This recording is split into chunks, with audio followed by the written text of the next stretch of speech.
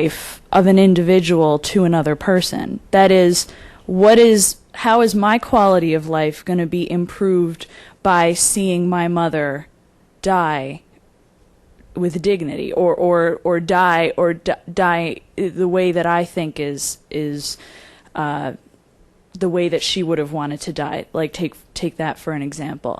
And I think that when I look at it from a vantage point of seeing that both of these people are patients, and there are probably many more patients in this group, I think that there are right answers and wrong answers, just like you're bringing up. And so I guess this is more of a comment. I'm kind of putting my heart on the sleeve here as a soon-to-be physician.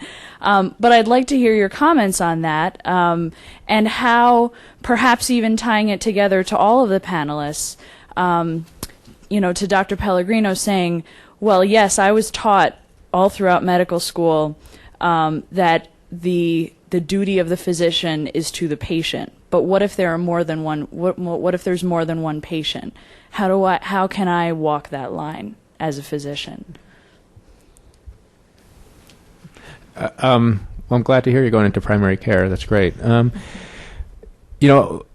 So the case that I know best, because it was my primary patient, the second case, was a great example of there was a family system involved here, and I had to be, the daughter was incredibly important to the patient's well-being, so to treat her was important.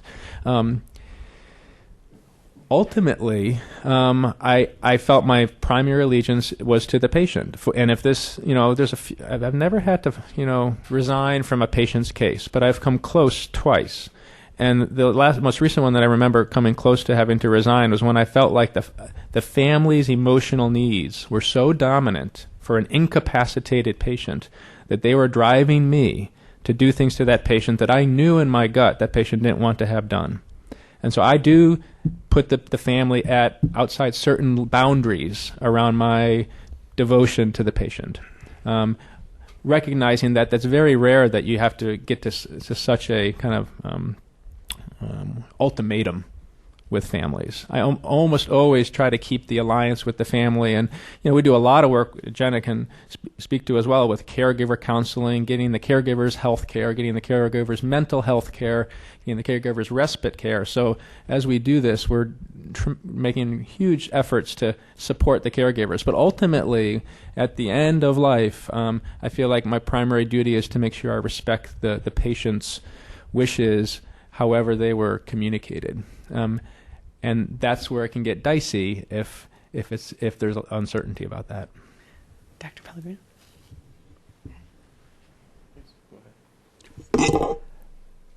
I'm substantially in agreement with what you've said. I might modify it just a little bit, but point out one thing historically so that I do not become miscast here.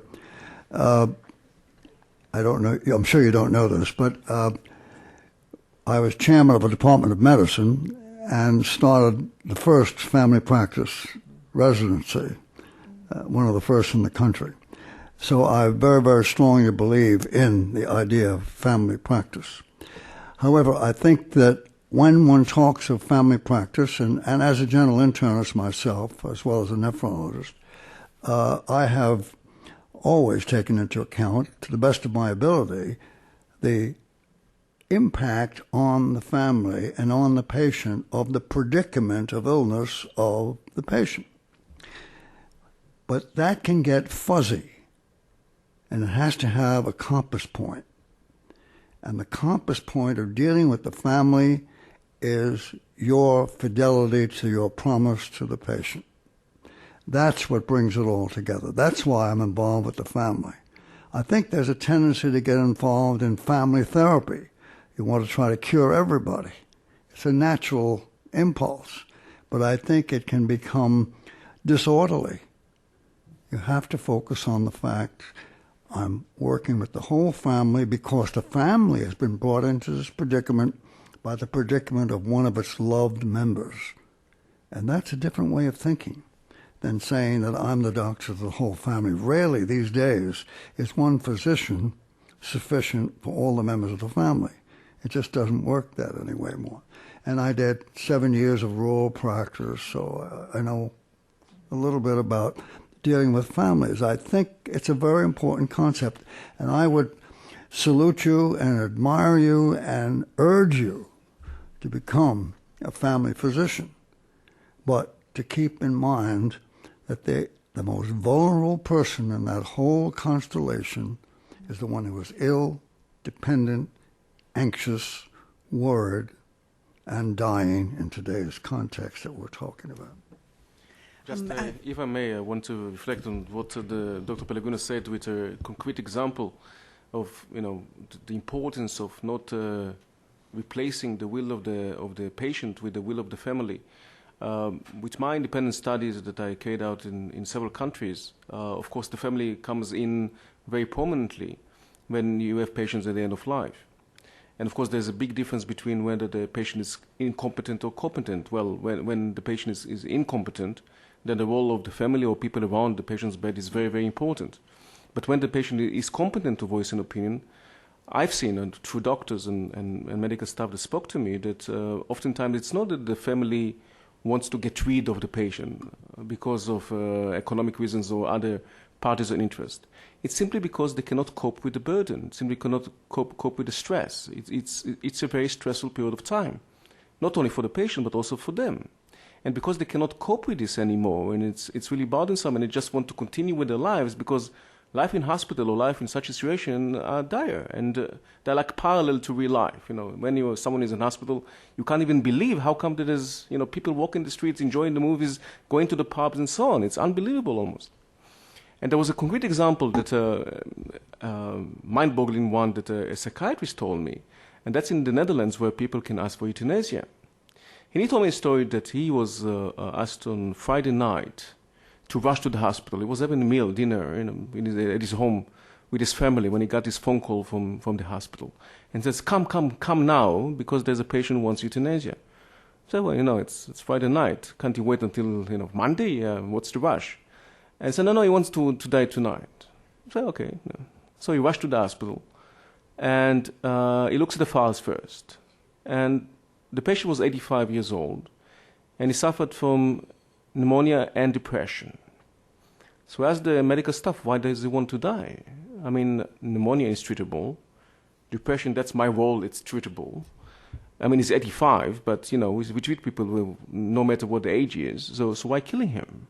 Did you speak to him? I said, no. Why did you didn't speak to him? Because he's surrounded constantly by the family. And whenever we approached him, all we hear is even dogs are not allowed to, to keep living in this condition, So we can't speak to him, we can't communicate because the family is constantly there. So effectively, nobody spoke to him. They spoke with the family. So he came into the room. He ordered all the family out because they didn't want to leave him. And then he sat next to him and said, why do you want to die? And he said, well, I'm frail, I'm old, I don't like to become a burden on my family, and so on. And he said, well, you suffer from two things, pneumonia and depression. I can treat that. Give me 1 month. And if you still want to die after 1 month, then I'll kill you. But there's no rush, you can consider that. And he got into agreement with the patient, and he said after 1 month, this patient walked out of the hospital on his legs, independently, and didn't want to die anymore.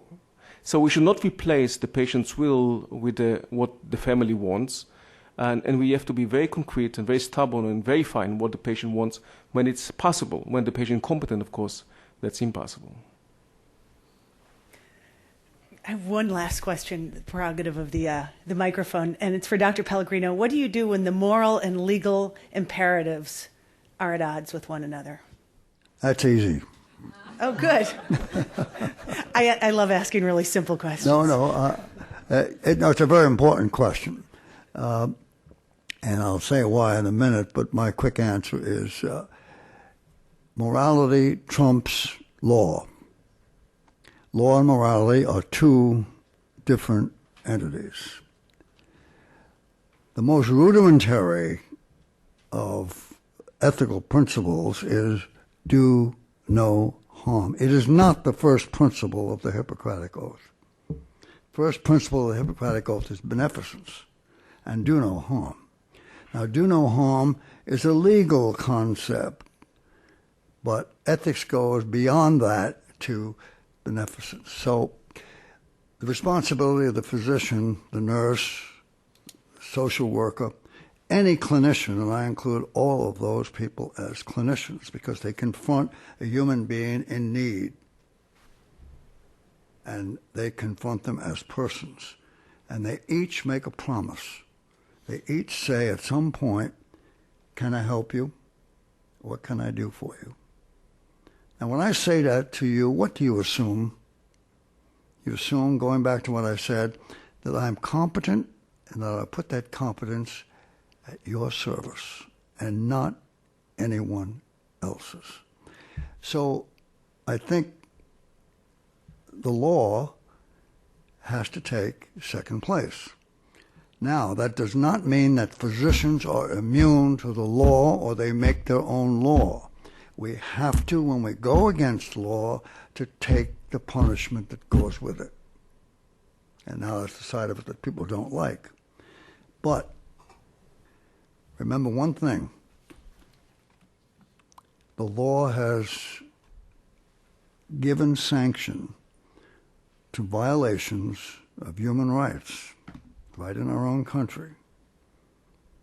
I don't have to give you the talk of segregation, slavery, denial of the vote to women, child labor, etc., etc., etc.